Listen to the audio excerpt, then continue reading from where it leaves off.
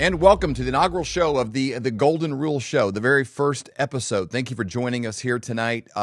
Golden Rule obviously has a meaning which is simply do unto others as you would like them to do unto you. There's a lot of implication with that, and hope that you agree. What I want done unto me is I want to learn more about markets, learn more about currencies, learn more about investing. Basically, not just for the fun of it, because I have children, I have grandchildren. I'm sure the same kind of concerns you do. How do we survive in a world where many things that we've taken for granted for years of just money's money, and there's stuff in stores, and you work and you get money and you spend it and you buy it and you put a little bit away, and everything's just kind of taken for granted. Most of my lifetime, I'm a grandfather, I have 3 grandchildren. I didn't think about different types of money. There was American currency. If you traveled abroad, you went to another country, they had their currency, but there wasn't Bitcoin or XRP. There wasn't really conversations about precious metals and being able to hedge against inflation. There wasn't a lot of those things. So I thank you for joining me on this journey. Our goal here under the Flyover Conservative brand is to start this show and have a weekly conversation with some of the brightest minds in this space. Now, not just in a narrow way, like in the mining of precious metals, with economists, with historians, with people who can kind of make sense of things. So not just what to do, you have the mind that gives you clarity on what to do and then why you're doing it. We're all kind of in the same boat. I think we've learned over the last 4 years that if you're kind of looking a long ways away, if you're looking to Washington or you're looking somewhere else, that somebody else is going to fix things for your kids' education, for your finances, maybe for your health, you'd better take some of that information and grab a hold of it and make wise choices yourself. And that's what this is about. It's the golden rule, because do unto others as you want them to do unto you. Well, what I want done unto me is I want truth. I want clarity. I want transparency, and we're gonna dive into this every single week with the most brilliant minds that I can find on the planet, with conversations about money, about currency, about how we got where we are, about inflation, about understanding these things. So if you've never been a part of the Flyover Conservative podcast and our overall brand, my name is David Whited, and I'm very honored that you're here with me. I'm started my first company when I was 23 years old, and have always kind of been a worker and a hustler. Grew up on a farm, and my early hustle was just buying a horse that wasn't doing well and feeding them some grain and brushing them up and then selling it, a little bit later, because you live on a farm, you didn't have a whole lot of options to make money. And, roofing houses in the summer, and just always working before school, after school, always kind of hustling, trying to get ahead, somewhat of necessity based on the home I grew up in. And a lot of you guys can probably relate. You've probably worked very hard, and you want to pay attention to the things that you've accumulated, and the people that are depending on you. You want to be able to take care of them well and do a good job. So we're going to have this conversation every week. If you enjoy the information, hit the like down below. You'll be able to get it when it comes out in the future. It's going to be every single Wednesday evening, and so we hope you'll join us on this journey. Give it a like and a subscribe, and partner with us as we go along. And let's all kind of feed the brain together. Today's episode is brought to you by flyovergold.com. Flyovergold.com simply gets you into the orbit in the world of a guy that I've had a 25-year relationship with, of buying and understanding the business world. His father was a mentor of my wife and I when we were first married. His name is Dr. Kirk Elliott. I say Dr. because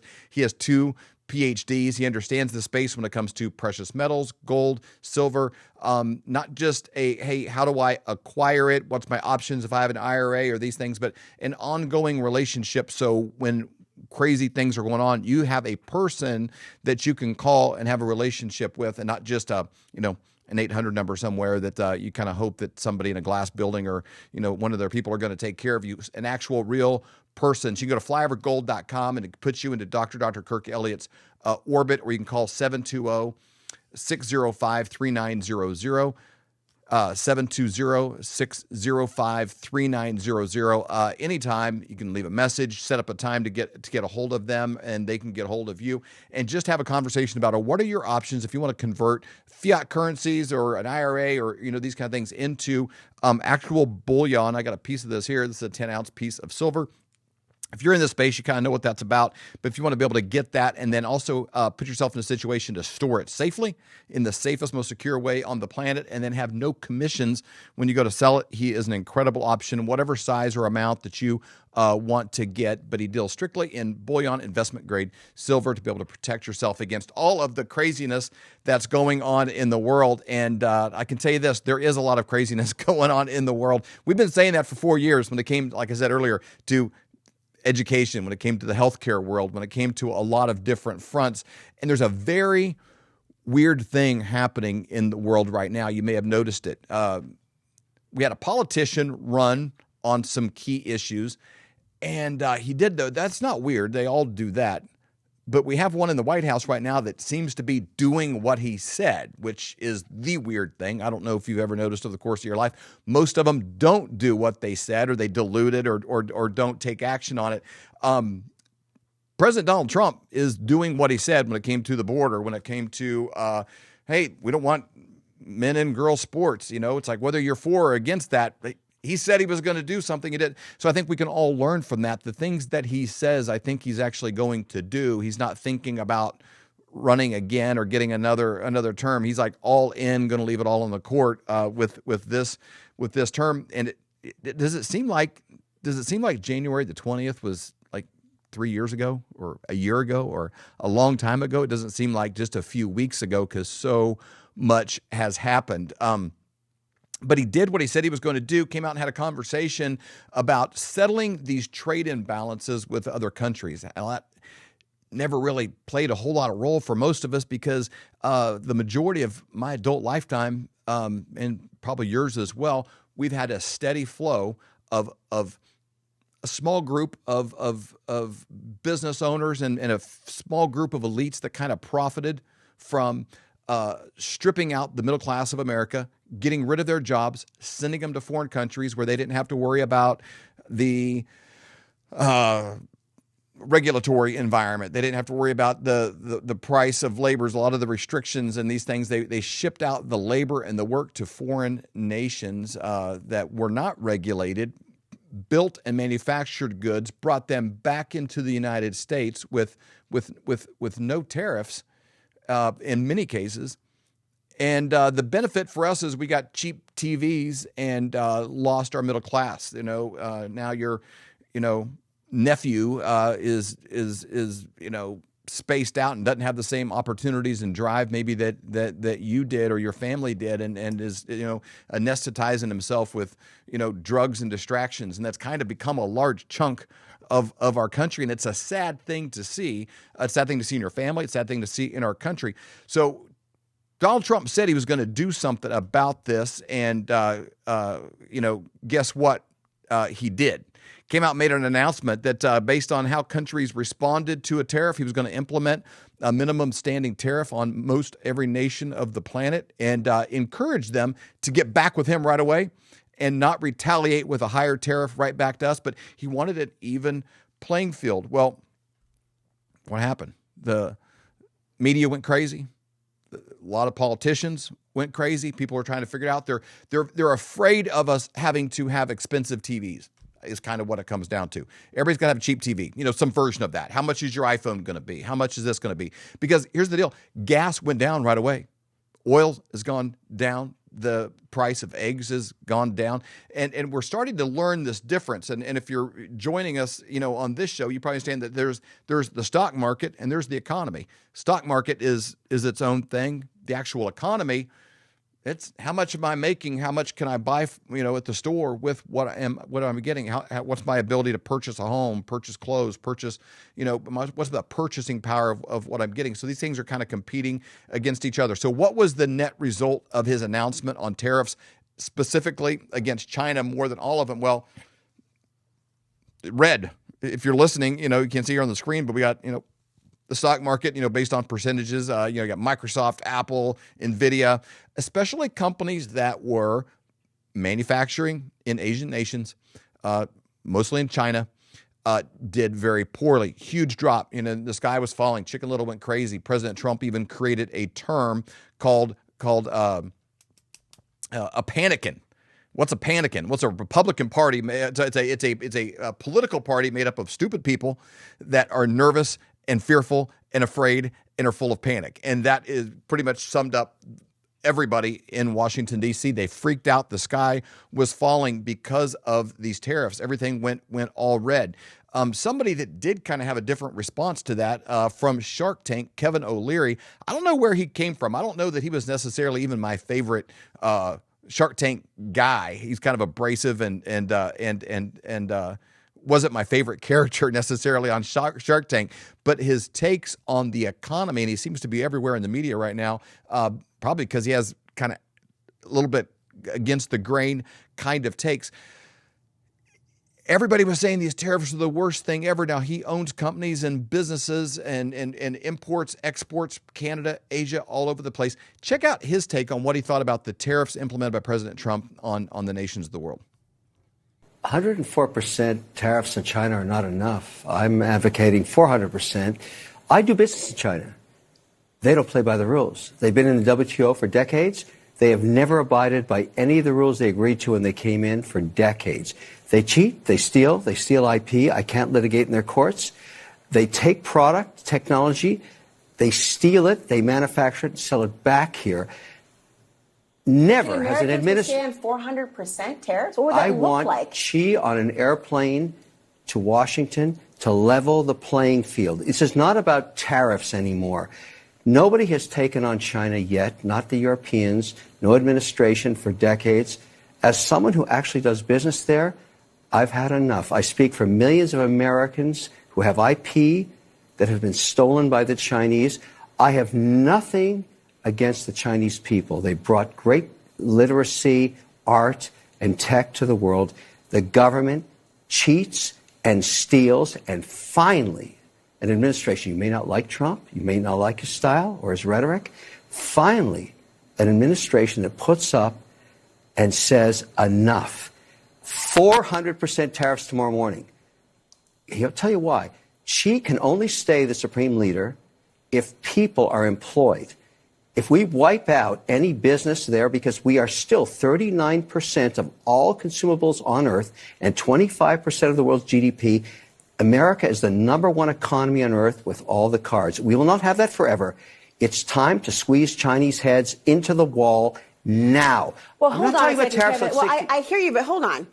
If we're talking about people, the average consumer, not necessarily the head honchos of businesses all across the globe, can they withstand the pressure of that sort of tax on the goods? It's short-lived. There will be but what's your timeline compared to, you don't know the average American's timeline, what they can actually survive. There's people right now who can't survive 400% tomorrow morning, cheese on an airplane to Washington to cut a deal. 400%. Some of those lines are aggressive. Squeeze their heads into the wall. It's like, it's tough. It's tough talk.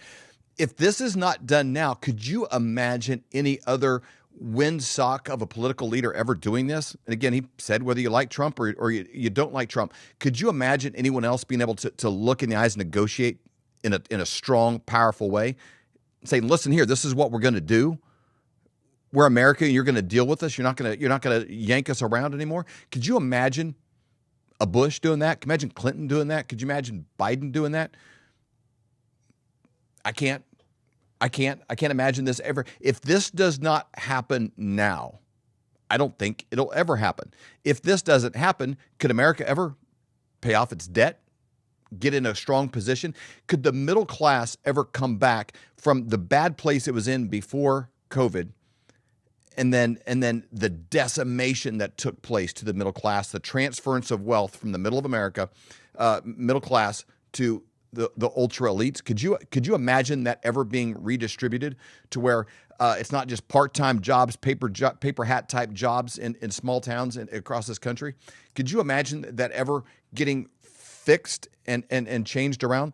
Well, a lot of people weren't that focused on tariffs before the campaign, and certainly not until after the inauguration, when he kept saying his favorite word is tariff, right there next to love, I think is what he was saying. We're really exactly aware of how much are we getting from other countries. Did Trump invent this? Well, historian and author Bill Federer was a guest on the Victory Channel earlier today, and they were breaking down kind of this history of tariffs. Where did they come into the American vernacular, and how have they served us or not served us as a nation? Check out this quick clip. Donald Trump's reciprocal tariffs with steeper rates for countries with trade deficits has launched Democratic governors into a scramble to shield their states from any negative fallout. California's Gavin Newsom, Illinois' J.B. Pritzker, Pennsylvania's Josh Shapiro, Colorado's Jared Polis, Minnesota's Tim Walz, and New York's Kathy Hochul are among the growing list of liberal governors speaking out against Trump's tariffs. Governor Hochul called the tariffs this, quote, the largest tax increase in American history, saying they're hurting real people in our state and across this country. Colorado Governor Jared Polis told Bloomberg this is one of the biggest tax hikes in American history. It's not Liberation Day, it's Recession Day. Then Governor Gavin Newsom, he wants to trade directly, posting this video. Donald Trump's tariffs do not represent all Americans, particularly those that I represent here. California is a stable trading partner, and we hope you consider that as it relates to California-made products. White House spokesman Kash Desai, he offered this advice to the blue state governors. Democrats should focus on out-of-control homelessness, crime, regulations, and unaffordability in blue states instead of trying their hand at international deal-making. Joining us now is the historian, the host of the American Minute, author of St. Patrick and the Interesting History of Income Tax, William J. Federer. Welcome back to Victory News, sir. Great to be with you. All right, before we dive into everyone's favorite topic, which is income tax, by the way, since this is April, I want you to comment on President Trump raising tariffs on China to 104%, with Xi responding with 180% tariff on U.S. goods. It's all very dramatic, but what is the history of the United States with our tariffs, and will this end well for us? The second bill George Washington signed as our first president was a Tariff Act of 1798, imposing a 5% tariff on all imports. Matter of fact, that's why Alexander Hamilton, the Secretary of the Treasury, created the Coast Guard to stop countries from smuggling goods into America without paying the tariffs. The tariff taxes went on to be the number one way the federal government financed itself. There was no income tax up until Lincoln and the Civil War. And so between 1792, 1812, it was around 12.5% tariff. Then it went up to 25 after the War of 1812. 1820 was 40%. 1860 was up to 60% tariffs. And then prior to Woodrow Wilson pushing through the first permanent income tax, it was up to 95% tariffs. Now, this caused America to have the fastest growth in the standard of living in human history. Right. During the colonial times, British didn't allow Americans to build factories, but once Americans put in tariffs, we could afford to build factories, and it created women could buy a bolt of cloth instead of sitting there spinning thread. It basically freed women from all these menial tasks, and it was a great plus for the country. But let me ask you about colonial there for a second there. Benjamin Franklin said the only things that are certain are death and taxes. Bill, one more certain thing is your look at the history of the United States. So tell us how we go from the Boston Tea Party and Patriots reaction to taxation to our government depending on it for revenue. Well, Lincoln, Civil War, he needed to raise $750 million to pay for the war, so he pushed through an emergency income tax, and it was repealed after the war. There's no emergency. They tried pushing through an income tax in 1892, Pollock versus Farmers Loan and Trust. The Supreme Court declared income tax unconstitutional. And then Woodrow Wilson pushes it through. It's originally a 1% tax on the top 1% richest people. Rockefeller's, Carnegie's, J. Paul Getty's. Today, that would be like, we're only going to tax Zuckerberg and Soros and Larry Fink, right? But it was Franklin Roosevelt that expanded the income tax to the majority of the people. And the people were shocked, and they didn't save up money to pay it at the end of the year. So Franklin Roosevelt instituted paycheck withholding.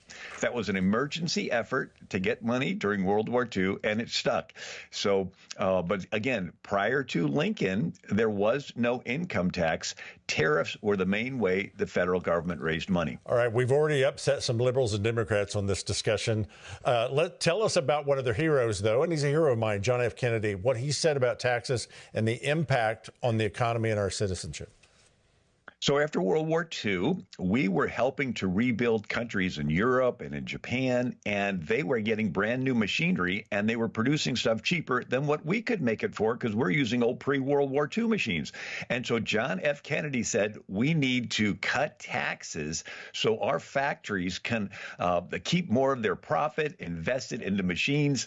The workers in America, if we cut taxes, they'll have more money. And what are they going to do with it? They're going to buy stuff. And then the factories will have to hire more people to meet the increased demand, and it'll get rid of unemployment.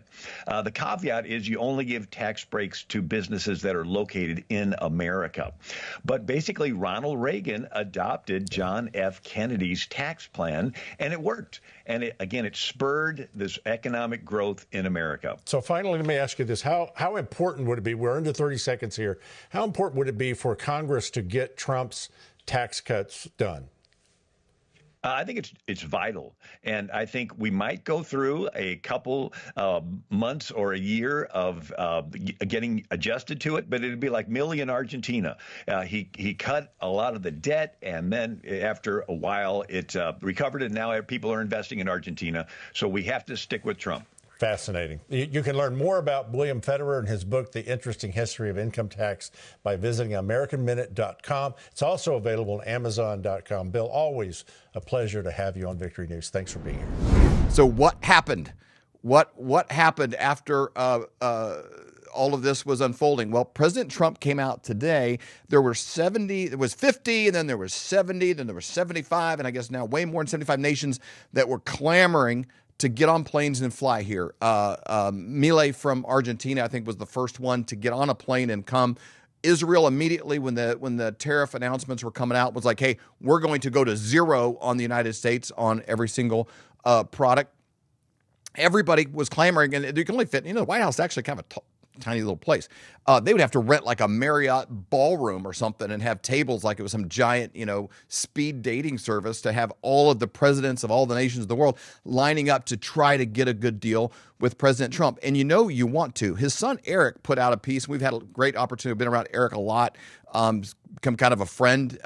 He said, I've known the president my whole life. I'm his son. You don't want to retaliate. You want to be the first one to get to the table and try to work out a deal. You don't want to be the last. And I think the nations of the world grabbed a hold of what he said, and they got to the table and did exactly that there, Eric Trump. I wouldn't want to be the last one to try to negotiate a trade deal with Donald Trump. The first to negotiate will win. The last will absolutely lose. I have seen this move my entire life, and he's talked about this before. We were just recently with him in Tulsa, Oklahoma, and he expressed the same interest right there. Big fan of precious metals, gold, seeing where we're going with our currency. He wants people to say, hey, get to the table and negotiate with the president quickly. So what happened? Well, today, this afternoon, this quick, things changed. Now, the narrative will be interesting to see how this goes. Let me read a Truth Social post that triggered a move in the economy that was the biggest in stock market history. $4 trillion in movement in 10 minutes after what I'm about ready to read you. I'm going to read this word for word real quick. Based on the lack of respect that China has shown to the world's markets, I am hereby raising the tariff charged to China by the United States of America to 125%, effective immediately. At some point, hopefully in the near future, China will realize that the days of ripping off the USA and other countries is no longer sustainable or acceptable. Conversely, and based on the fact that more than 75 countries have called representatives of the United States, including Departments of Commerce, Treasury, the USTR, to negotiate a solution to the subjects being discussed relative to trade barriers, tariffs, currency manipulation, and non-monetary tariffs, and that these countries have not, at my strong suggestion, retaliated in any way, shape, or form against the United States, I have authorized a 90-day pause and a substantially lower reciprocal tariff during this period of 10%, also effective immediately.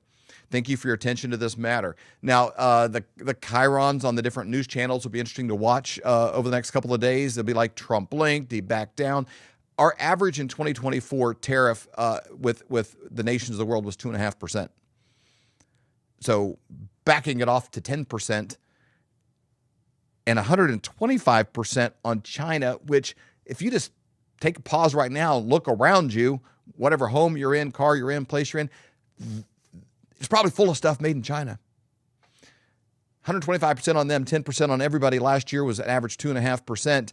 I think the number is around $2 billion a day that we're already going to be generating. So it's a multi-front approach. If it was just one of these things, I don't know if it would be as effective. We have Doge drastically cutting expenses by billions. We have, at the exact same time, tariffs coming in of $2 billion a day. So you're reducing fraud, waste, and abuse.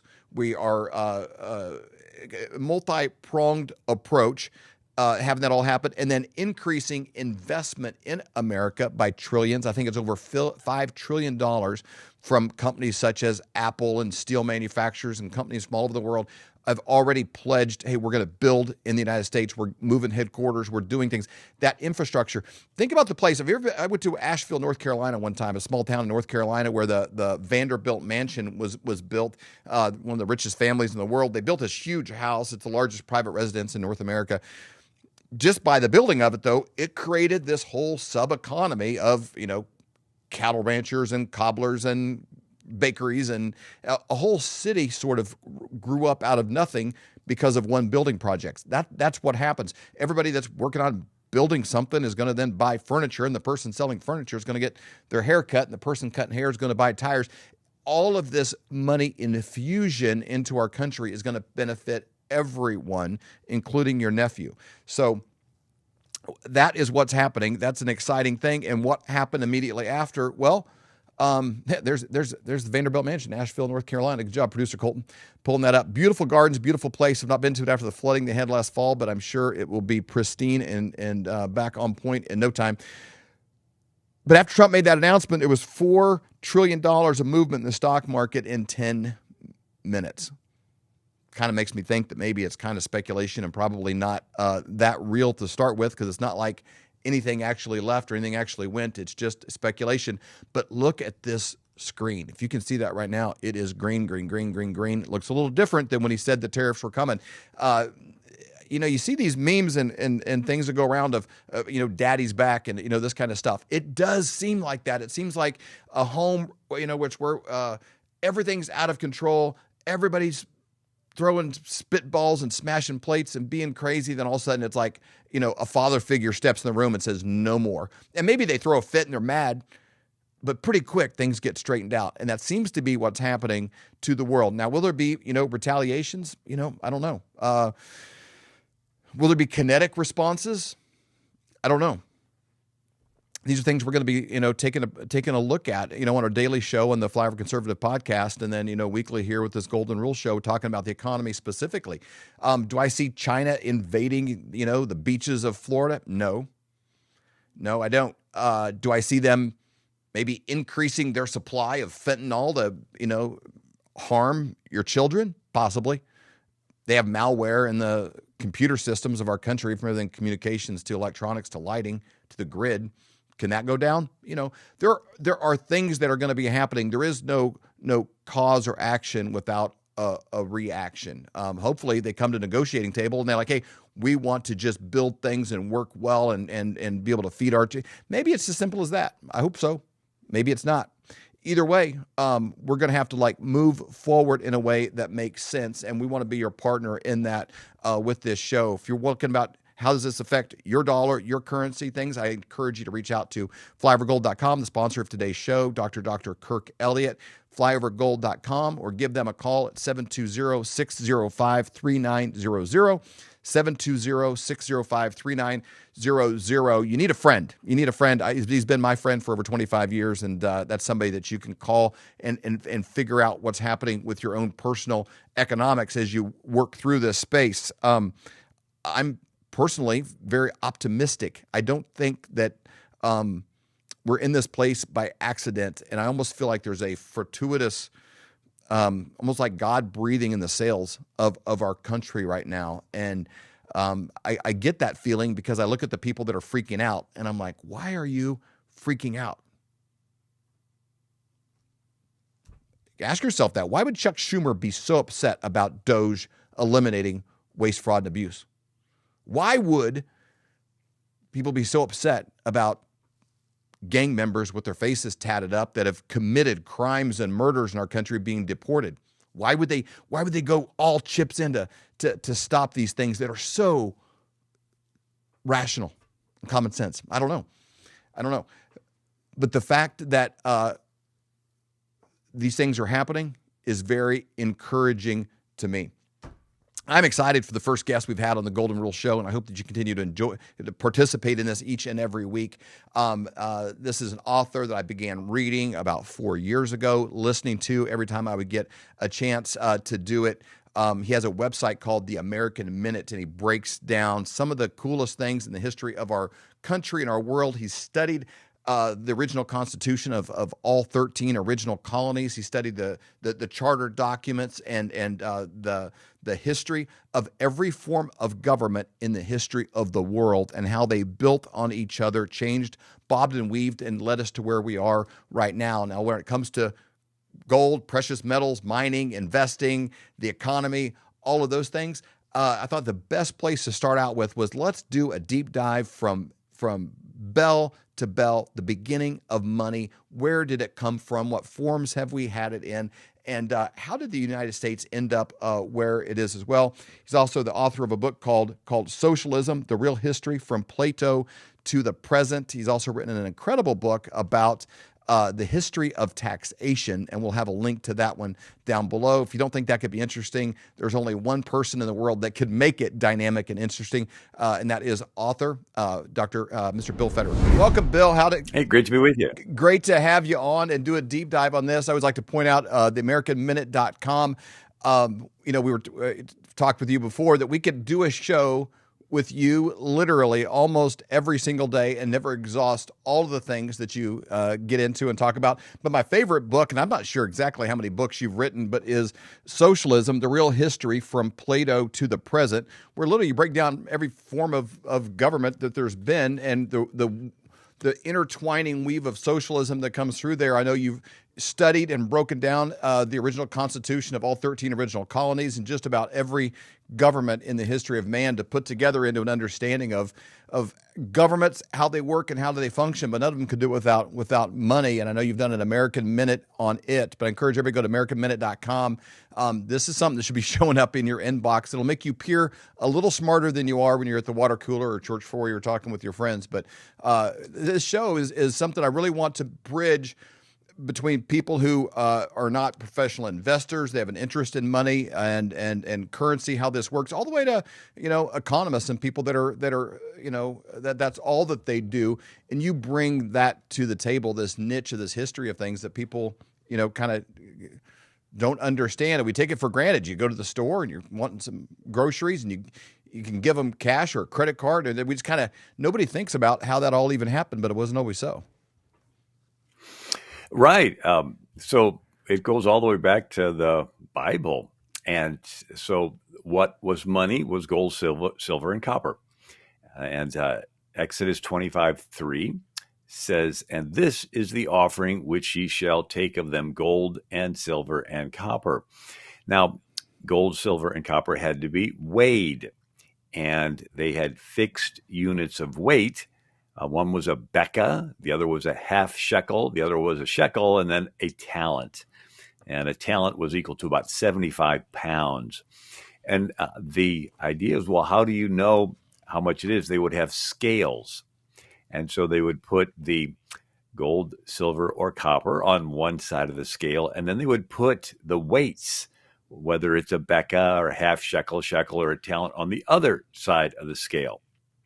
And they would say when it's 1,000 shekels of silver, they were silver could be rings and little statues, or eating utensils, or they would pile all that silver on one side, and then they would put the little weights on the other side. And so they weren't coins yet; they were just. The weights would tell you how much of the gold or the silver. So beka, half shekel, and talents were placed on one side of the scale, And on the other side were the items of gold and silver until it balanced. If you remember, I wrestled in high school back in 1972 to 76, and they had the old scales where you would stand on it, and then they would have the little weight that they kept adding the little weight to the one side until the little needle tipped. Of course, now it's all digital. But so the Bible admonished not to cheat. Deuteronomy 25:13, do not have two differing weights in your bag, one heavy, one light.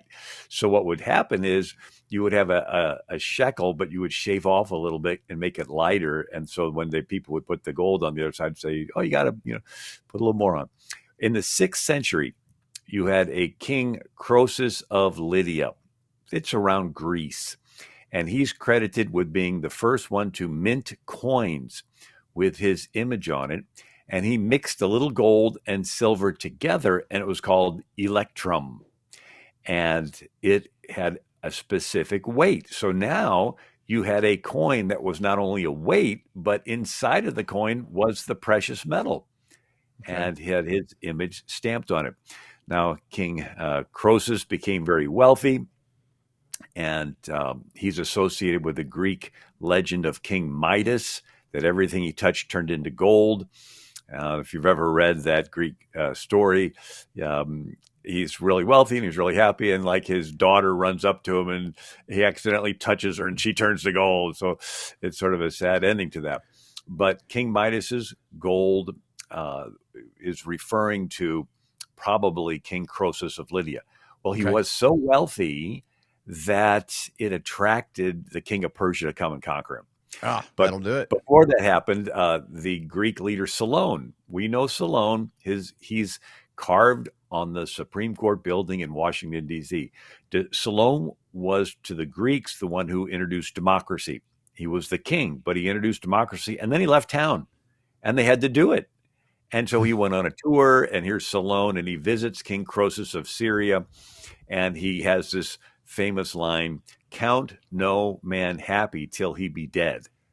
Why? Well, because here's this rich King Croesus, and the king of Persia comes and captures him and eventually kills him. Why? Because he's so rich. Well, and that happened around 546 BC under Cyrus of Persia, who went on to have the largest empire in the world. And of course, he's the one that let the Jews go back and rebuild the temple.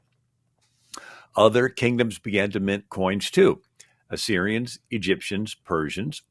The basic Greek unit of money was a drachma. And they had silver mines in Greece, one in a place called Larion. And this enabled Athens to have silver, and they could grow in power. And they had what's called the Delian League of Greek city-states. And in a democracy, every citizen had to be at every meeting every day to talk about every issue. And so it could not grow any larger than a city because you physically had to be there. So they were called city-states. But a bunch of these city-states sort of formed a league, and they had money that they needed in case there was a battle and they had to get a navy going. And so they didn't know, well, where do we put our joint money from all these city-states? And so it was the island of Delos, Delos, and it was considered the Fort Knox of the ancient world. Okay. And the Greeks were able to construct a navy, repel the Persians under Darius the Great, defeated the Persians at the Battle of Marathon. And of course, in 490 BC that a runner ran 22.5 miles, I think that's the distance, to bring the news to Athens that they won at Marathon. And after he brings the news, he drops dead. And so that's became a famous race called a marathon. And hopefully people won't drop dead after they run.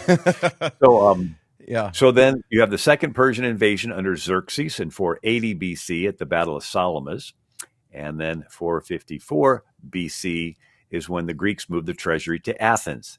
And the leader in Athens is Pericles. And you may have seen a picture with him with his helmet sort of half on his head. And he couldn't resist it. He borrowed from the treasury to build the Parthenon on the Acropolis Hill, this great, big, huge temple. And he sort of like the, what was that silly movie with, where they put all the IOU notes in a suitcase? Dumb and Dumber. He said, hey, that's the IOU. Those are just as good as cash. Yeah. And so here's Pericles. He takes the money out of this treasury there, and he uses it to build the Acropolis, and he puts a bunch of IOUs in there anyway. So in 357 BC, you have Philip II of Macedon. He's the father of Alexander the Great. Okay. And he captures the gold mines of Mount Pangeo near Amphipolis, a lot of strange names, and Thrace. And so now Philip II has gold, and what does he do with it? He bribes some citizens of Athens to betray Athens. And that became a standard political tactic. And so you have China doing what? Bribing politicians, not just in America, but in countries all around the world. And so they get time to vote, and it's like, okay, I'll vote the way that the Chinese give me money to vote.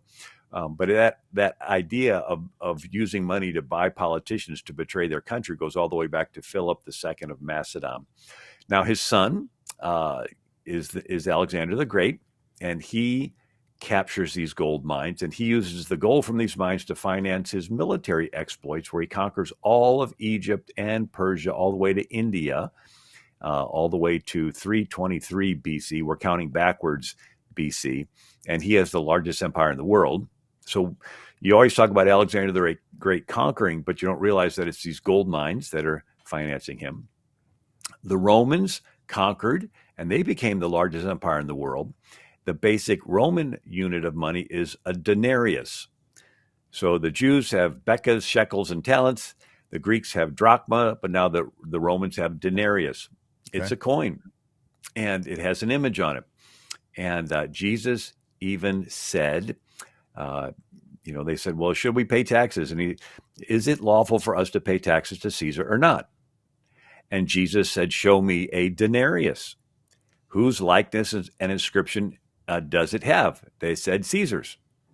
And Jesus said to them, then render to Caesar the things that are Caesar's, and to God the things that are God's.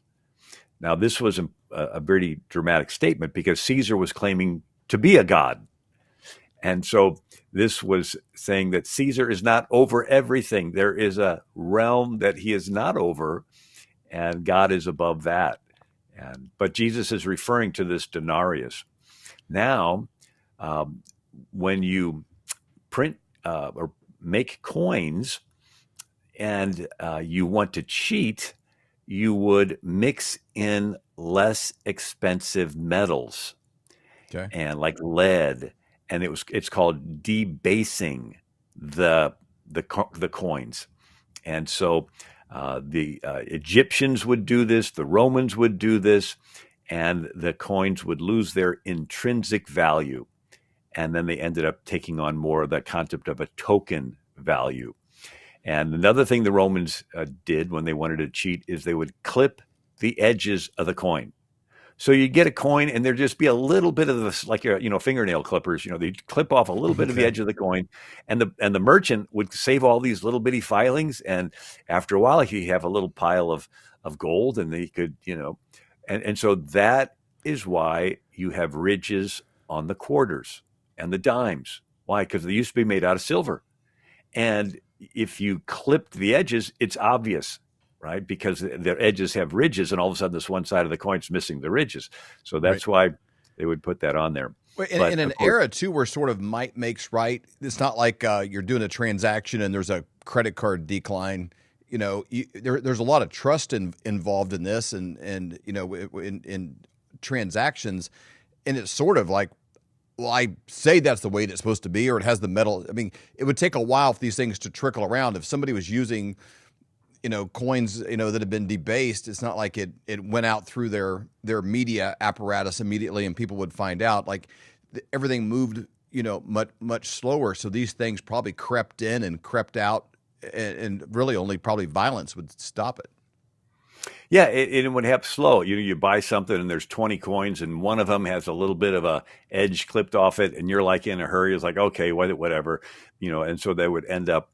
And so these policies, as you mentioned, of not maintaining a value to the coins, you had the Romans got into out of control government spending. And because they could debase the coins, and then as long as the Roman Empire was conquering other nations, they would get the wealth of the nations that they conquered, until you had Hadrian, who he built the Hadrian's Wall, and he said, this far and no further. We're just going to, from now on, the Roman Empire has its limits. And well, they'd been used to this free money from conquering other places, and they've been used to a certain type of lifestyle. And that's when they began to debase the country, the currency, the coins. It wasn't paper yet, it was coins. And then they would have enormous government debt. And then they would continue to have very expensive wars. And then they would have building projects.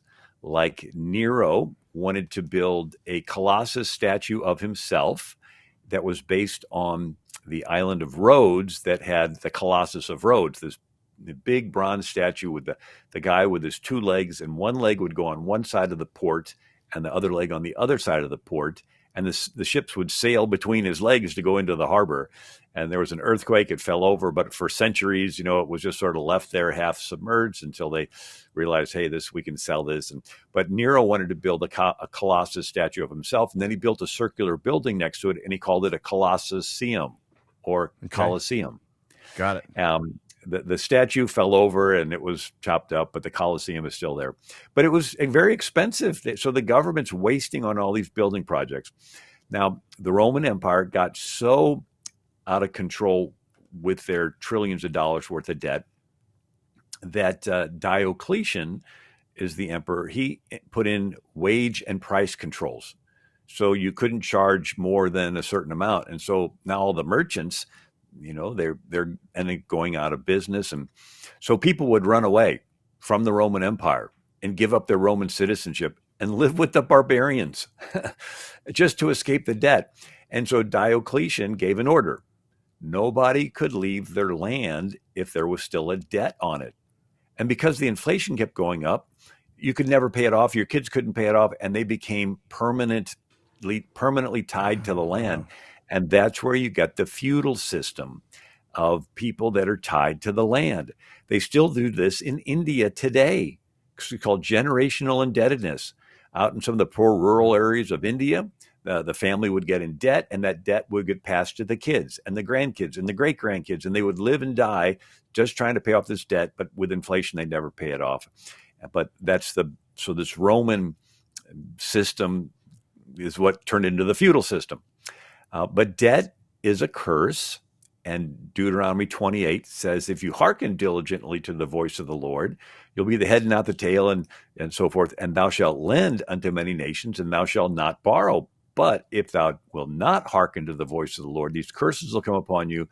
The stranger will come in among you, rise up above you. They'll be the head, you'll be the tail. They will lend to thee, and thou shalt not lend to him. So America is the most in-debt nation in world history. In a sense, we're under judgment. What do you do when you're under judgment? You repent really fast. And now when you look through history, debt is a precursor to a nation collapsing. And I'll get into that in a little bit. But so paper currency. So we've been talking coins, and we've been talking about debasing coins with cheaper metals. And then we're talking about clipping the edges off the coins. But then there's the development of paper currency. And this goes to Genghis Khan. And so the Chinese invented printing on paper. The Europeans printed on parchment or animal skins or papyrus reeds that came from Egypt. They would take the reeds and soak them in water, sort of mesh together, and then they would dry them out and they'd stay together.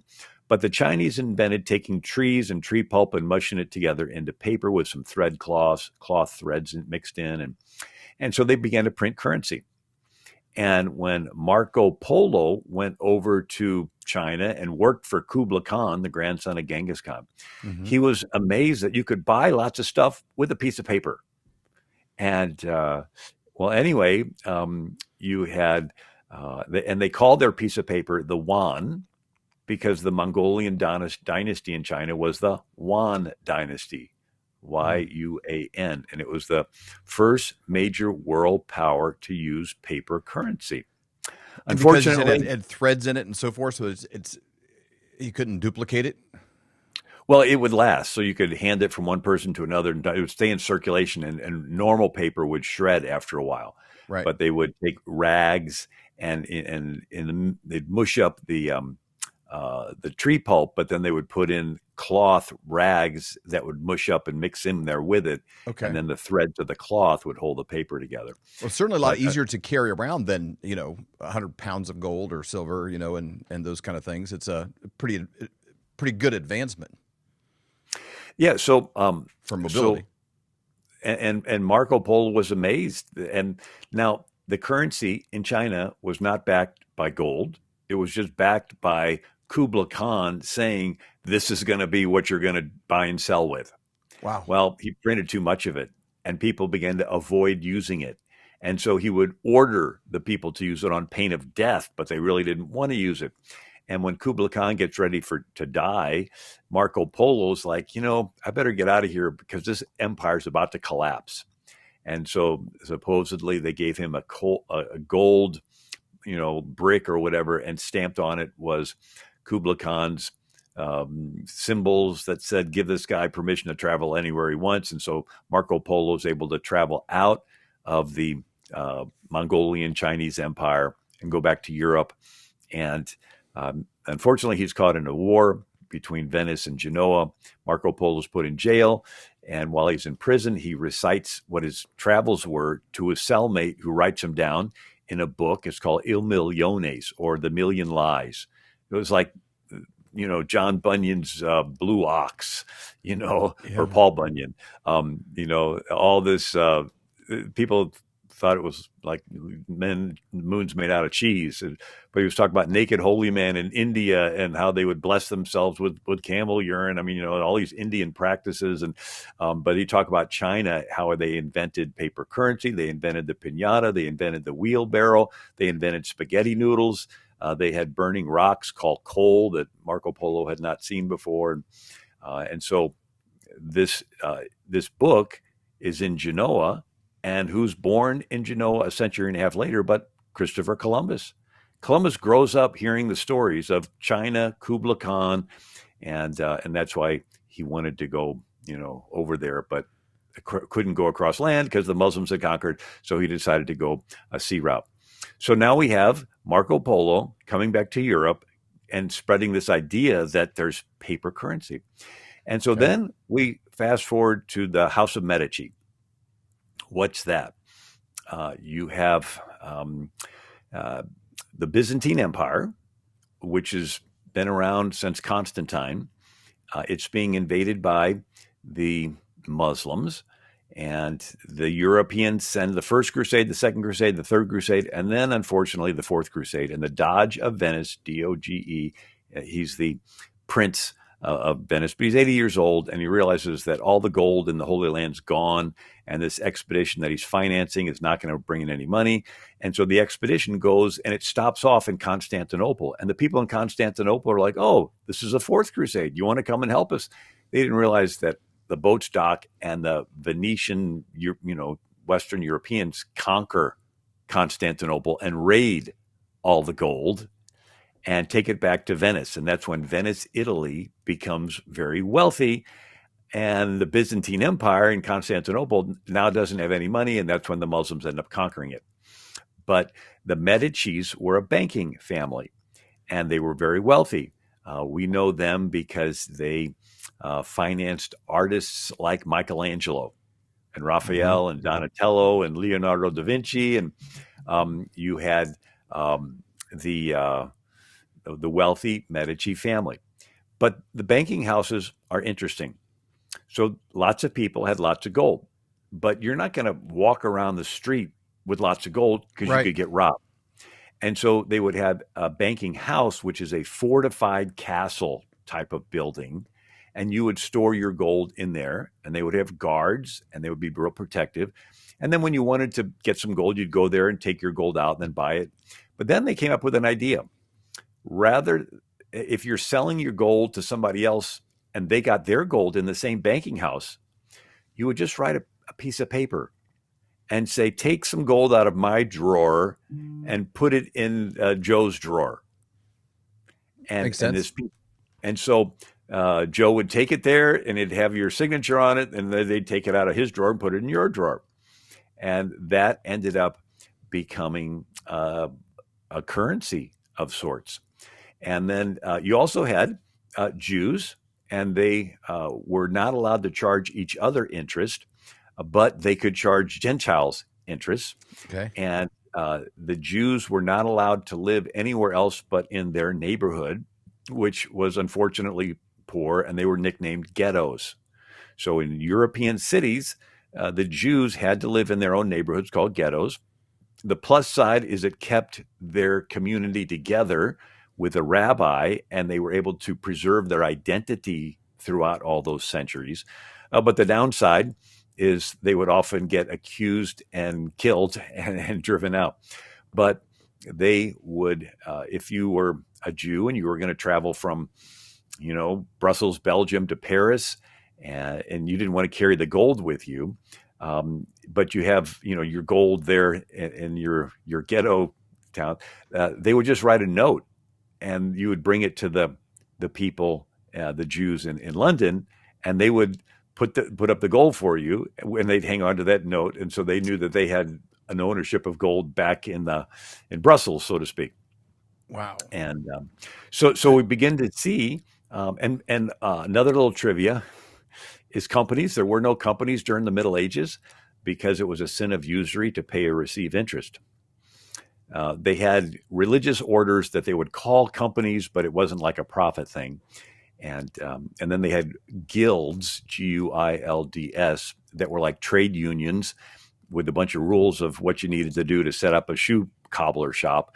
So it wasn't like a company. But the Reformation happens, and the Dutch start the first joint stock company with limited liability. And if you wanted to invest in a boat going to Indonesia to look for nutmeg and cinnamon, you could invest in this boat and own a piece of ownership called stock. And limited liability was if the boat sank, all you lost was what you put into it. Versus if it was your company, you would have liability for all the people's lives that were lost and so forth.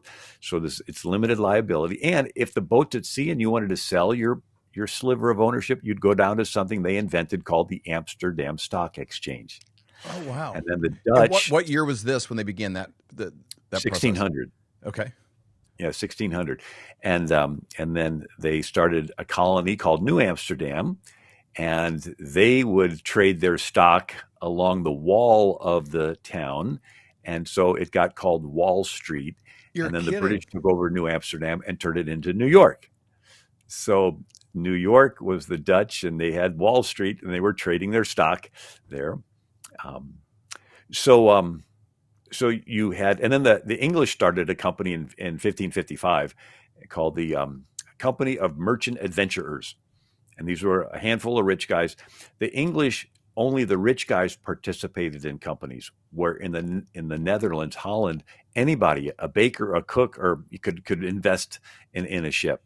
But this Company of Merchant Adventurers thought that they could sail north of Russia to get to China. Okay. And unfortunately, their 3 boats got frozen in ice. 2 of the boats, everybody froze to death. One of the boats, a Russian dog sled, came out and found these shivering people and put them on his dog sled and went back and took them to Moscow. They met the Tsar, and they changed it from the Company of Merchant Adventurers to the Muscovy Company because of Moscow, and they would trade with Russia. They never made much money, but nevertheless. During this time, and maybe you'll get to this in a moment, but the idea of a world currency, was it the Dutch currency during that period of time? Everyone is talking about this. The one thing that's very important part of my portfolio all these years is gold. As gold hit all-time highs already this year. And get a free info kit on gold today. It's called silver. Gold coin. And though we are thrilled that everyone is talking about investing in precious metals, a lot of these 1-800 numbers will make you feel like just another transaction. That's why it's crucial to work with a person, not a faceless institution, when it comes to your finances. You deserve to be treated like family, not just another number. Dr. Kirk Elliott, whom we've known for over 25 years, he doesn't just sell gold and silver. He offers trust, care, and a personal touch that an impersonal institution could never match. So when it comes to securing your financial future, don't just call a company, call a person. Call Dr. Kirk Elliott at 720-605-3900 or visit flyovergold.com to learn more. The Dutch did have their currency, but Spain was the big one. Okay. So Columbus discovers the New World, 1492. Spain comes over, conquers Mexico in the early 1500s, conquers the Inca Empire in Peru. Remember, they had their Atahualpa, and they lock him in a room, and they say, well, fill this room up full of gold. They get him back, and they fill up with gold, and then they kill him anyway. And they had all this. And so Spain would take their gold to Portobello, Panama, put it on ships and send it to Havana, Cuba, and then send it to Spain. A lot of those ships would get caught in hurricanes and sink. And then they would have Dutch pirates, English pirates, French pirates that would raid the Spanish ships. Sir Francis Drake, he was nicknamed El Drake. And then you had the peg leg named Leclerc, and he was based out of Port Lucia, or the island of Lucia, Port Lucia, San Lucia, off the coast of Colombia. He had like 100 pirate ships. He had like a pirate company. Wow! And they were raiding the Spanish gold, and then you have Captain Henry Morgan, and he had what's called a letter of marque. And so, if you are a pirate and you get some Spanish gold, what do you do with it once you caught it? Captured it. Well, you got to spend it. And that means you have to take your boat full of gold. But where do you go? You're a pirate. You could get, if you go. And so the Queen Elizabeth of England told Sir Francis Drake, I'll give you this letter of marque, and you can come back to England with your gold, and you can spend it and buy stuff, and I won't ask where you got it. Okay. But I get a percentage. Okay. And so these pirates would, and so then the pirates, William Penn Sr., right, the father of William Penn, he's an admiral in the British Navy. He captures Jamaica from the Spanish, and he sets up Port Royal, Jamaica. But it's too far away from Britain to have the British Navy defend, and so the people in Port Royal, Jamaica turned to the pirates. And so it became a pirate haven. If you saw the movie Pirates of the Caribbean, and they go to this town where they're chasing women and they're drunk and everything. Well, that's Port Royal, Jamaica. It eventually sunk in an earthquake in 1692, and the ruins are still under the water if you want to scuba dive and see them. Wow. But anyway, it's called the Sodom of the New World, the richest and wickedest city of all these pirates in Port Royal. But one of them was Captain Henry Morgan, and he noticed that his letter of marque said that he only had to give the King of England a percentage of what he captured at sea. And so he thought, if I capture the gold on land, I don't have to give any. So he lands and he marches his men through the jungle for weeks, and they attack Portobello, Panama from behind. And they rape and pillage and burn, and they get all this gold. And then Spain says, enough. Monarch of England, we know you're behind this. Don't give us any more. We don't know where this person got the gold. They're privateers. They're private businesses. No, we know that you know this. So we're going to declare war on England unless you stop it. And so the English go to the pirates and say, okay, tell you what, if you switch over and join the English Navy, then we won't prosecute you. So Captain Henry Morgan goes from being a pirate to being a captain in the British Navy. And and then since he knew all the pirate hangouts, he's snitching on all his old pirate friends.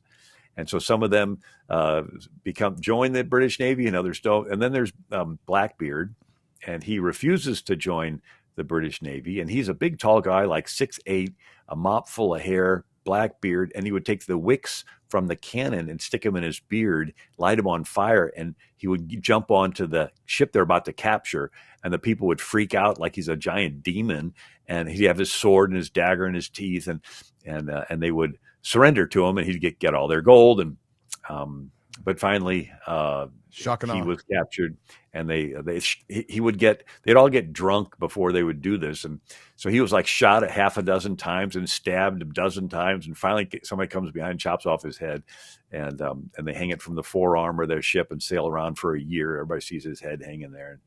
And, I don't know where I'm getting off on all these side stories, so but how nevertheless, much of this gold at this point is minted coins and things, and how much is just raw minerals that are pulled out of the ground? Oh, Spanish gold, coins, silver. Spanish coins. Right. So Spain would take the gold and put it into their doubloons, right? Their Spanish gold. And so even our Constitution designates currency based on Spanish gold. It was the international currency.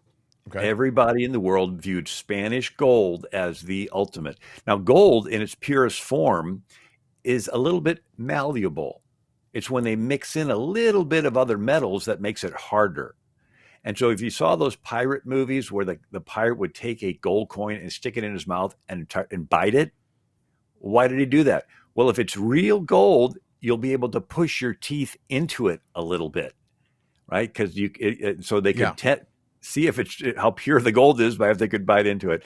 Anyway, so we have gold. We talked about the Mongolians inventing paper currency, the pirate gold. William Shakespeare said, "Neither a borrower or a servant be, for loan oft loses both itself and a friend." So, don't lend to a friend because you'll end up viewing him as a debtor. And if he doesn't pay back on time, you're going to not just lose your money, you're going to lose your friend. Mark Twain says, "A banker is a fellow who lends his umbrella when the sun is shining and wants it back the minute it begins to rain." But paper currency was convenient. And as long as the banking house would keep the gold, but not everybody's going to take out all their gold every day. They would just use a percentage of it for their day-to-day businesses, and you'd put it from one drawer to another. And so the banker said, "Well, gee, there's all this extra gold, and it's never being used. I'm going to lend it out at interest." And so they would lend it out at interest, and the people would, pay the interest and back. And then they would tell the people that put their gold in there that if you keep your gold in my banking house, I'll give you a little bit extra just by having it here and letting me manage it. And so these rich people are like, "Man, I give my gold to this." So one of them was the Rothschilds, which means red shield. And man, these wealthy, dukes and princes, they can give their money there, and this guy makes it increase. Wow, what a good deal. But he'd also keep some for himself, and he became very wealthy. And then the Rothschild had a number of sons, and he set them up in banking houses across Europe. And then even Encyclopedia Britannica has a caption that talks about how wars would be fought or not fought depending on if the Rothschilds thought it was profitable to lend money, right? So the king would say, "I want to, have a war against this country." Go to the banker, "Can I borrow some money?" And it says, "Okay, pledge your assets of your country as collateral. So if they win, they get interest paid back. If they lose, they get to collect the collateral." It's a win-win. So now, when conducting a transaction, a customer would simply write a note with their signature, take it to the banking house and exchange it for coins. And so banks would then begin to print their own currency. So the banks would say, "Look, instead of you having to write notes all the time, we'll print these notes and you can just carry them with you and just hand them to people and in exchange for whatever. And if they bring the note here, they know that they can exchange it for gold." But then unscrupulous banking houses would overprint the paper money. And then it got to the place where there was not enough money in the gold in the banking house, and they would do what's called fiat money. The fiat is the Italian word that means let it be done, or in other words, let it be worth something, even though there's no intrinsic value. It's exactly what Kublai Khan did when he started printing all this paper money, and then the Yuan Empire collapsed. It's amazing, So all these cycles. Like there's about 10 things you've said today already on the show. They're like, oh, well, that's happened over and over. That's just like right now. Oh, that's just like right now. That's why it's so good to look at the historical context of things, because it just kind of repeats. Right. So during the Revolutionary War, the federal government had no power to tax. It was up to the individual 13 colonies to donate money to the federal government, which they never did. And so Washington all the time was needing money. And so there was a Jewish financier, Chaim Solomon, and he used his personal credit to borrow things to give to George Washington. But the Continental Congress prints their own fiat currency. And if it looks like the Americans are going to win, people say, okay, I'll take it. But a lot of the times, it was an 8-year war. A lot of the times it didn't look like the Americans were going to win. And it's like, here's a piece of paper and there's not going to be a government to honor it. And I really don't want it. Yet the British would come offering gold for the farmers' food and supplies and everything. And so you'd rather take the gold for sure. And so the Continental Congress's currency was called a continental. And since it lost so much value, there was the phrase, not worth a continental. Okay. It's like, I'll pay you 1,000,000 continentals for your cow. And they're like, eh. And so then now back to Spain. In the 16th century, it was the largest empire in the world.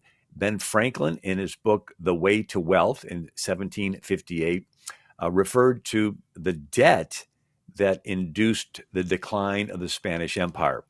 So Spain lost the Spanish Armada in 1588. They lost another Armada, and then they began to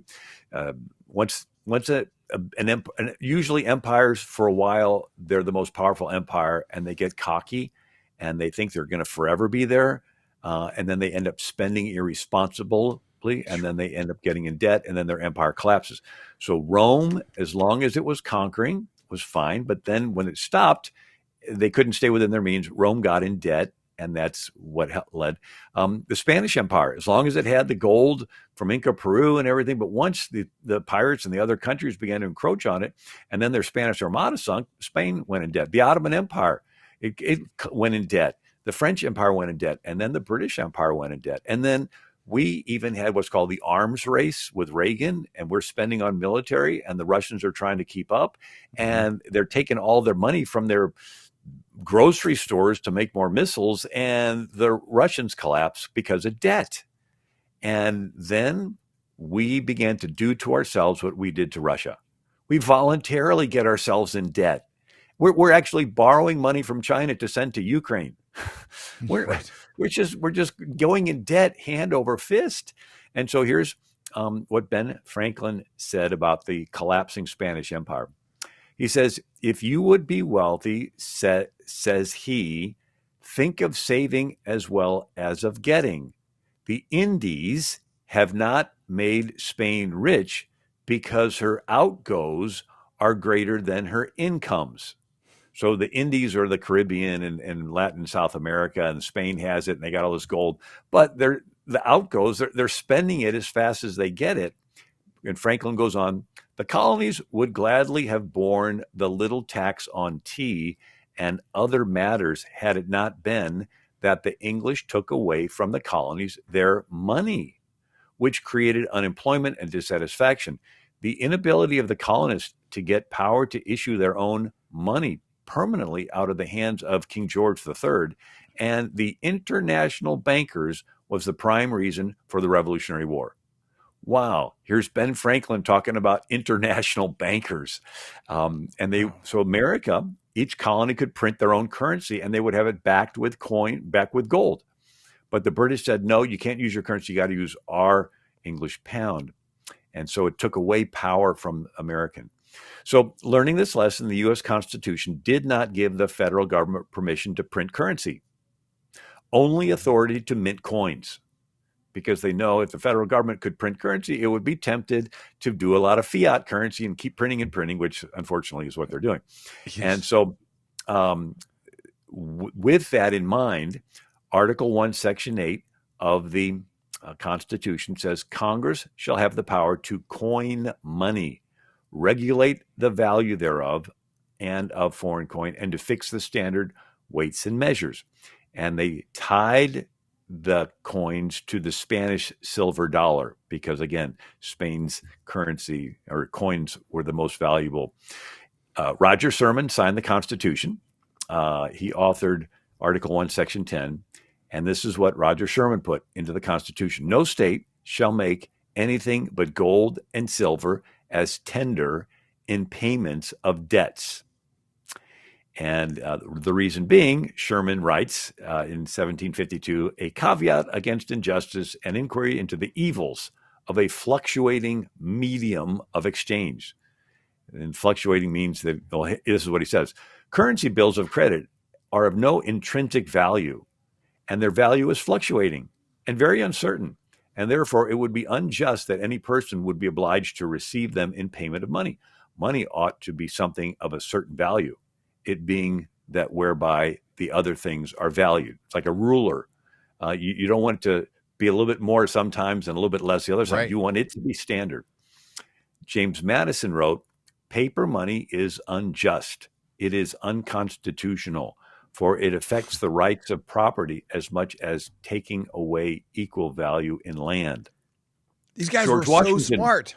I mean, they saw everything that we've ended up doing. Yeah. Human nature hasn't changed. No, they were so prophetic. Washington writes to Jefferson in 1786, paper money has had the effect in your state to ruin commerce, oppress the honest, and open the door to every species of fraud and injustice. Again, because the government can keep printing it, and so the more that's out there, the value of what you're holding goes down. Jefferson writes in 1788, paper is poverty. It is only the ghost of money and not money itself. It's true. Jefferson goes on in 1817, paper money abuses are also inevitable, and by breaking up the measure of value, making it a lottery of private property. So you sell your piece of property for $100,000. Well, if they print lots of dollars and the dollars buy less, then the money you get, $100,000, wouldn't be able to buy your farm back.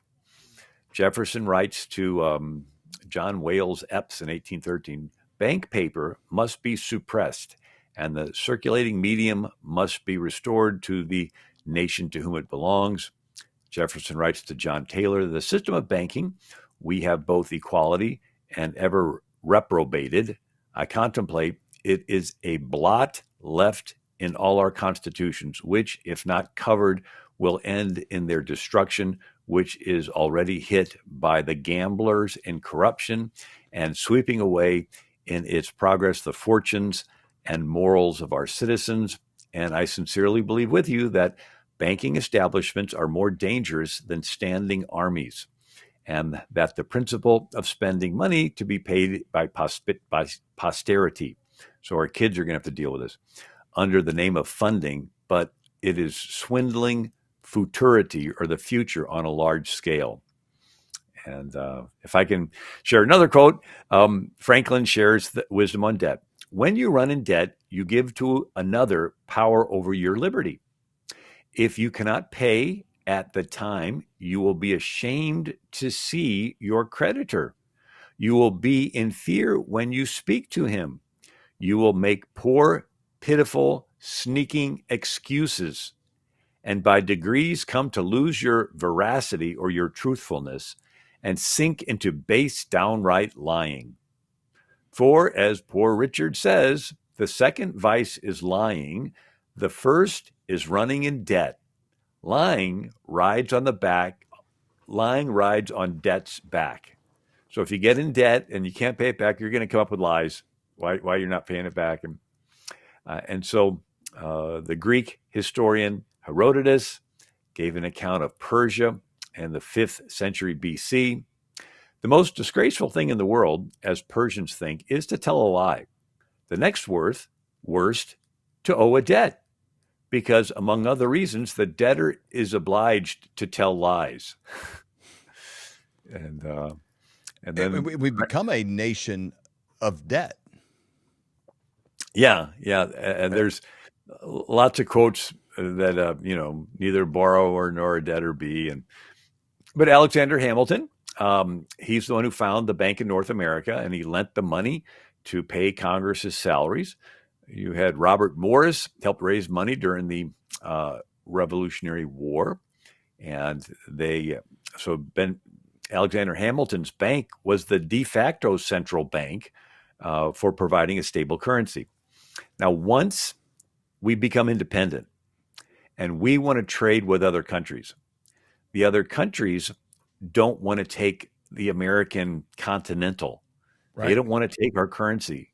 And so Alexander Hamilton says, we got to get a stable currency. It has to be backed with something because we want to be able to trade. And so Hamilton arranged for the Bank of North America to be replaced by the Bank of the United States. It's a private bank, but it has investors. And Thomas Jefferson, James Madison, Attorney General Edmund Rutledge were critical of the first national centralized bank because it concentrated money into the hands of too few people. What's the fault? The people that own the bank can set the interest rate that they're going to lend out the money. And if the federal tax money is in this bank, it has lots of money. And if it sets the interest rates, all the smaller banks are going to have to keep up with that interest rate. And here, the Bank of the United States, even though it says that, it's a private institution with foreign investors. And a lot of those investors are English. So here we became independent of the English, but we start this central bank. And who owns a lot of this central bank is the English. William Pitt was the Prime Minister of Great Britain, the largest empire in the world at that time. And he saw his country's national debt double during the American Revolution. So here's England. We fought the war. They lost. They added 243 million pounds worth of debt. So we caused Britain to go in debt because they lost the war. And William Pitt says this: let the American people go into their debt funding schemes and banking systems, and from that hour, their boasted independence will be a mere phantom. Because if the foreign people own the bank and they can set the interest rates, right, if you know what the interest rate is going to be tomorrow, you could make a killing, right? You could say, oh, interest rates is going to go up, so I'm going to borrow a whole bunch today and at a lower interest rate, and I can lend it out tomorrow and make the difference. And Hamilton founded the Bank of New York, and it later merged with Mellon, and he loaned the money to pay Congress's salaries, and then he became the first U.S. Secretary of the Treasury. And then Aaron Burr, who later shot Alexander Hamilton, Aaron Burr founded the Manhattan Water Company, and he used tree trunks that he hollowed out to try to pipe water into Manhattan Island. I mean, he was sort of a shyster, and so he saved money on the side that was supposed to go into the water, and he used that to start a bank called the Manhattan Bank, which merged later with Chase. So Chase Manhattan Bank was started by Aaron Burr, wow, and the Mellon Bank was eventually started by Hamilton. Burr then used his money to buy politicians. So politicians in America need money to run for office, and here's this banker, and he can say, hey, I'll give you some money for your campaign with the understanding that when you get elected, you're going to vote the way I want. Jefferson accused the Bank of the United States. Yeah. Jefferson accused the Bank of the United States of doing the same thing. He called it a machine for the corruption of the legislature. James Madison refused to recharter the Bank of the United States in the year 1811. What happened next? Well, the British financiers that owned a lot of the stock in this bank, but now it's lost its charter, they start the War of 1812. And then you have France. It's the second largest empire in the world. And they help America become independent from Britain. They end up getting into a tremendous amount of debt because, yes, they helped us win, but they didn't get anything in return. Usually when you win a war, you come away with lots of money. France helped us. They didn't get anything in return. So they got in debt. And King Louis XVI, the King of France, they had a couple years where the crops failed. And the people don't have money, and they're in debt. They're trying to raise taxes, and the people behead Louis XVI with the French Revolution. And now you have the French Republic, and then Napoleon seizes power. And Wilson McNair wrote in a book called Monarchy or Money, 1933, it was ordained by Napoleon that money should not be exported from France on any pretext whatever, except with the consent of the government, and that in no circumstances should loans be employed to meet the current expenditures, whether civil or military. The object was to withhold from finance the powers to embarrass the government as it had embarrassed the government of Louis XVI. And then he goes on, when a government, Bonaparte declared, is dependent on money from bankers, they, not the leaders of the country, control the situation, since the hand that gives is above the hand that takes.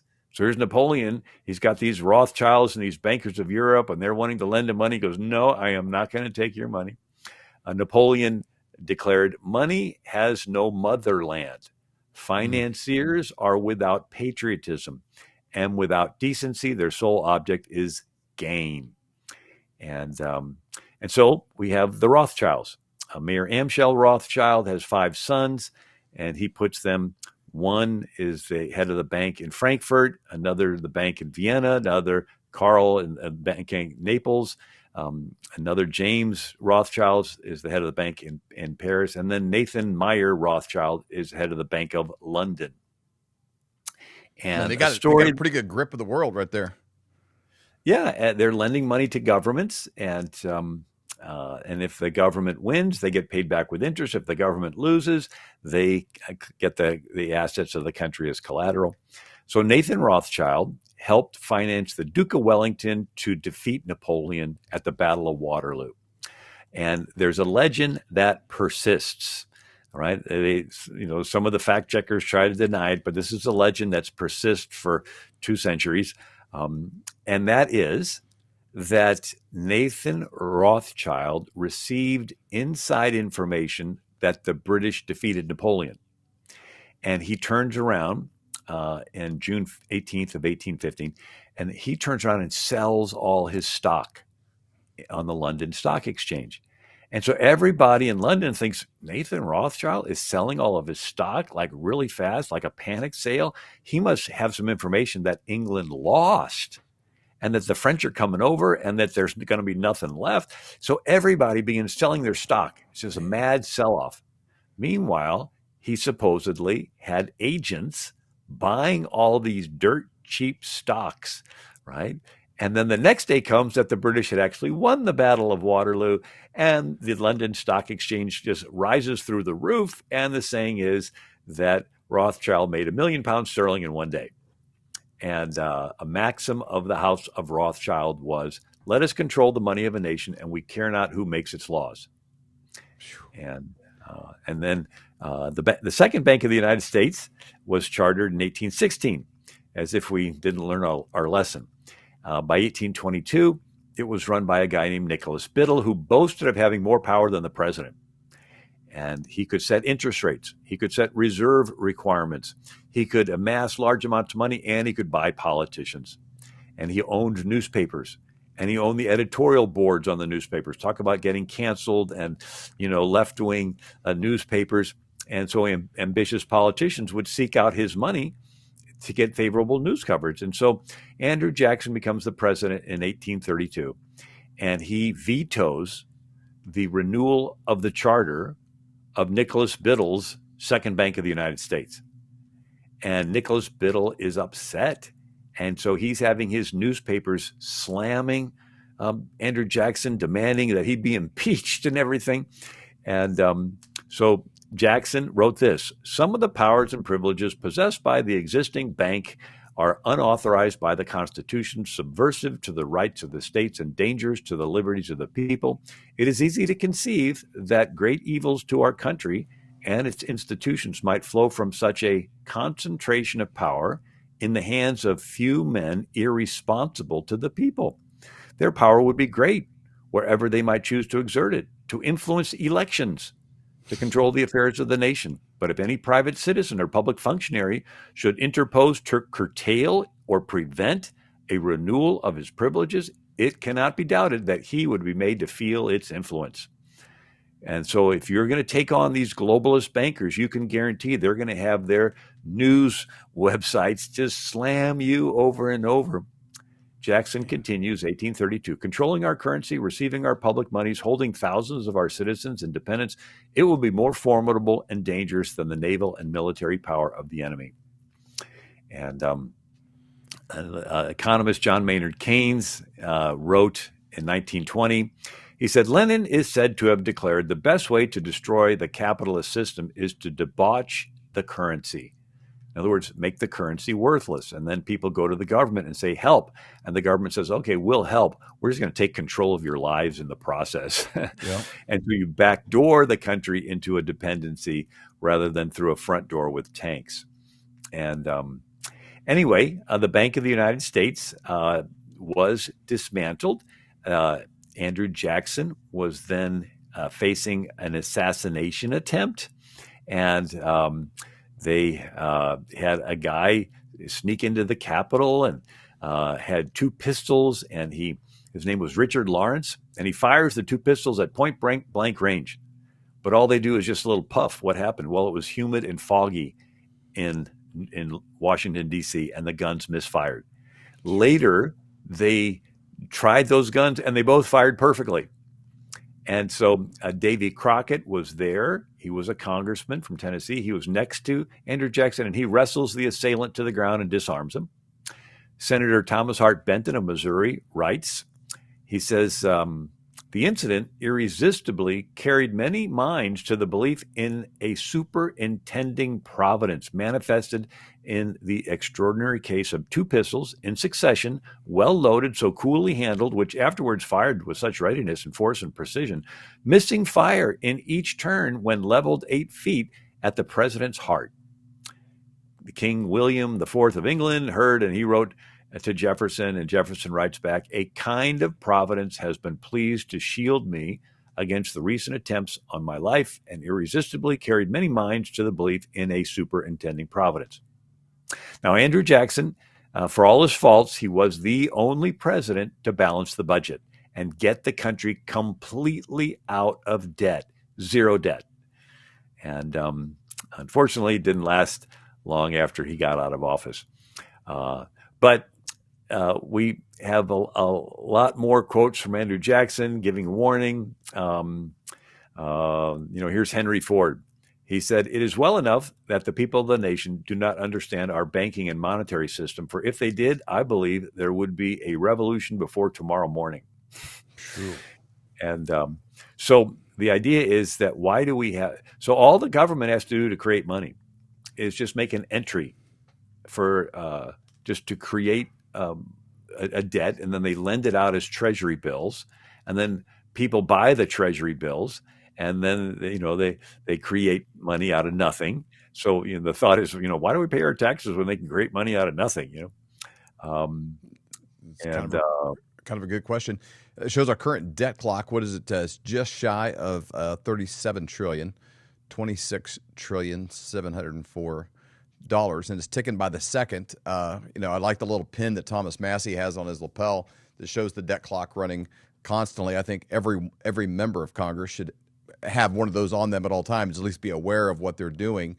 But the numbers are so ludicrous now, they would be hard to have comprehended even 10 years ago, let alone, Andrew Jackson having any concept of how much debt we would incur.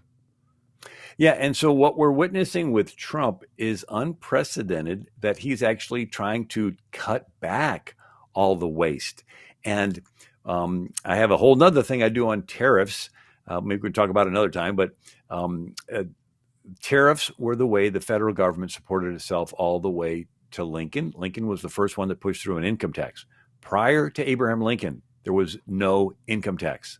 The federal government was financed through tariffs. And they made European goods more expensive, which allowed us to be able to start factories in America. And these factories produced textiles, cloth, wool, machinery, farm equipment.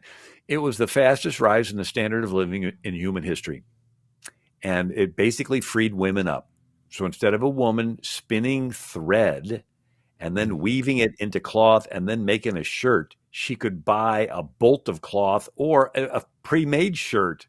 Instead of the woman having to bring water from a well, they could make pipes and they pipe the water into the house. Instead of her being at a wash tub all day long, she could own a washer machine.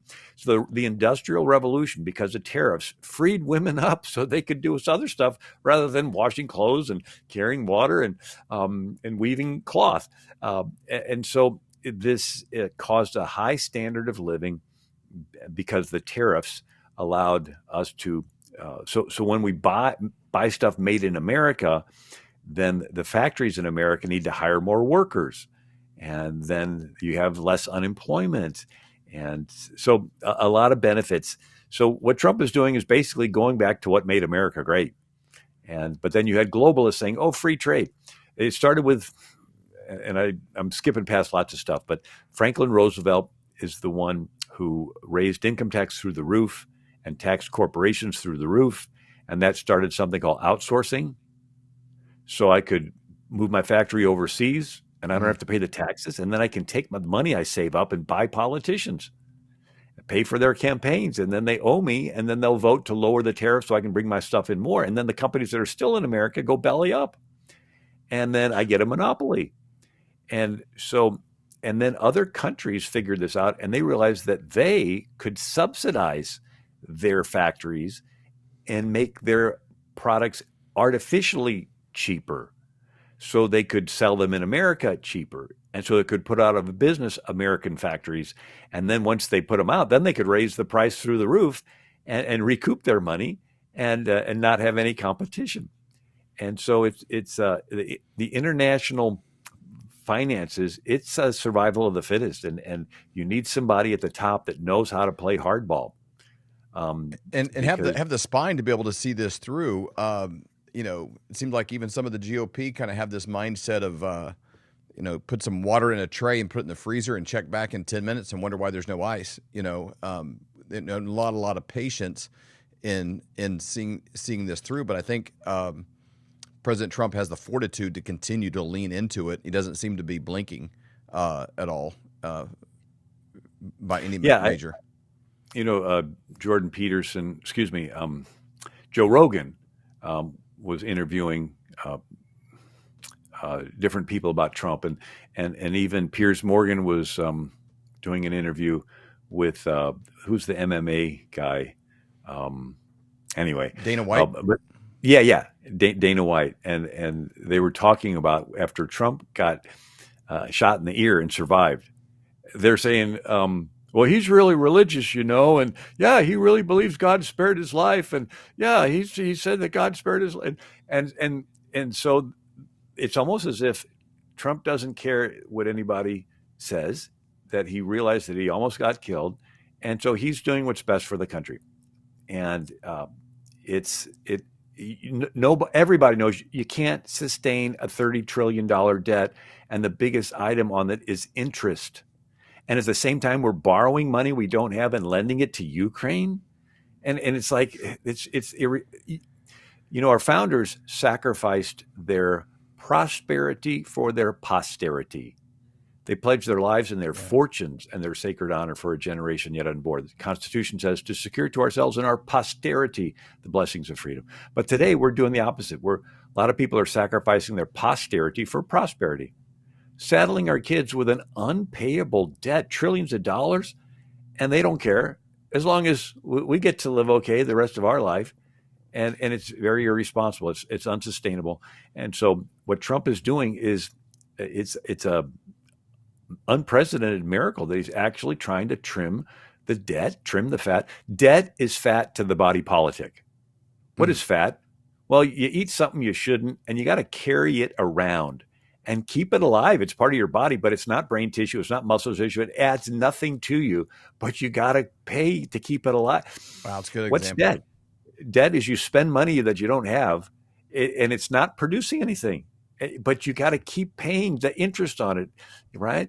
And so we're like a 400-pound patient on the emergency room table with multiple heart attacks, and the Democrat attitude is, hey, you can handle another 100 pounds of debt. And Trump's like, no, we got to remove this. We got to get this trimmed. Otherwise, it's unsustainable.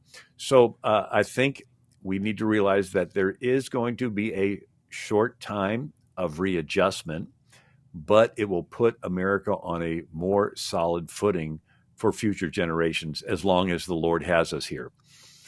You look at Millie, if I'm pronouncing his name right, in Argentina. Mm-hmm. And when he took over and he starts getting rid of the debt and throwing out all these globalists and everything, and it for about a year, Argentina was shaken. But now it's on stable ground.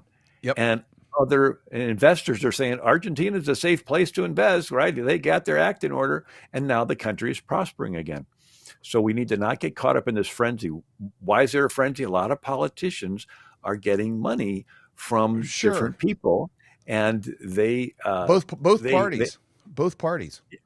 Yeah, and they have their investors calling them saying, "Hey, I lost a bunch. You better do what I tell you to do, or I'm not going to give you another $1 million for your reelection campaign." And they're like, "Okay." And but Trump is not worrying about reelection. He's worrying about wanting to keep the country on track and ideally make America great again. Well, Bill, this is incredible. I encourage everybody to go to AmericanMinute.com, and you'll subscribe to the newsletter as it comes, and kind of lean into this content, because just about any kind of subject you want to look into, you can search it at the top, and there's an American Minute about it. And in a couple of minutes, you can kind of get up to speed on things, and it's been a great resource for us over the last 4 years with the Flyover Conservative podcast, and then now with the Golden Rule Show. I can't think of a better way to start it out, of painting a backdrop of currency, where it came from, how it evolved. But the key lesson is the things that made nation after nation after nation after nation fall and become indebted, and the same things other people repeated, and we're doing it right now as well. And we've got to stay the course, and we've got to get back to physical, tangible, real assets, not fiat currency, gold, silver, debt-free lifestyle, a way of having something that you can actually touch. I give a little plug. I wrote a book called The Interesting History of Income Tax. And a lot of what I talked about today is in this book. So if you want to get a copy, you can go to AmericanMinute.com. Okay, AmericanMinute.com, the interesting history of income tax. And if anybody could make it interesting, it's William Federer. Bill, thank you so much for your time. Thanks for coming on the show. Thanks for being a great friend and being an incredible patriot. Thanks for your time. Everyone is talking about this. The one thing that's very important part of my portfolio all these years is gold. As gold hit all-time highs already this year. And get a free info kit on gold today. It's called silver. Gold coin.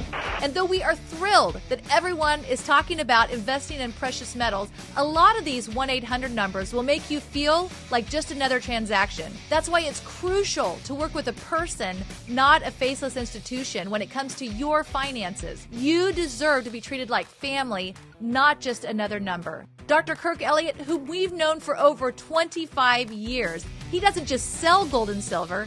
He offers trust, care, and a personal touch that an impersonal institution could never match. So when it comes to securing your financial future, don't just call a company, call a person. Call Dr. Kirk Elliott at 720-605-3900 or visit flyovergold.com to learn more.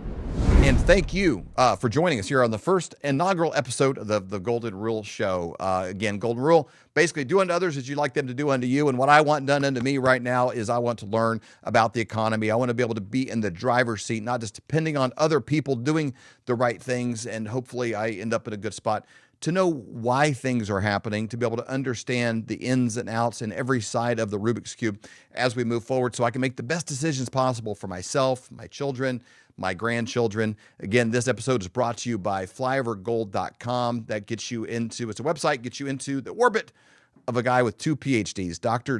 Kirk Elliott. He's been a friend of ours for over 25 years. We buy precious metals from him almost every single month as just a predetermined allocation because I want to get out of fiat currency and into bullion, not something with just a crazy story, but actual investment grade bullion that I can be able to maybe do a ratio trade into gold in the future. We're going to talk about a lot of these options as we go forward with this show, and hopefully learn together. Leave some comments in the notes down below. But flyovergold.com can get you into his world and ask your questions about IRAs, investing, what's best for you, what even are your options, or you can call anytime 720-605-3900, 720-605-3900. Again, my name is David Whited, and I am so thankful that you joined us here tonight. Please hit like and subscribe. The show's going to be live every single Wednesday night as we continue to go down this road of mining, investing, the economics, and the history of money in ways that we can all make better decisions in our own personal lives. Thank you, and we'll see you again next week. We hope you've enjoyed this episode of the Flyover Conservatives podcast with David and Stacey Whited. Please subscribe, hit the notification bell, and leave us a comment below. Lastly, if you enjoyed today's podcast, share with those who came to mind. Be blessed and make it a great day.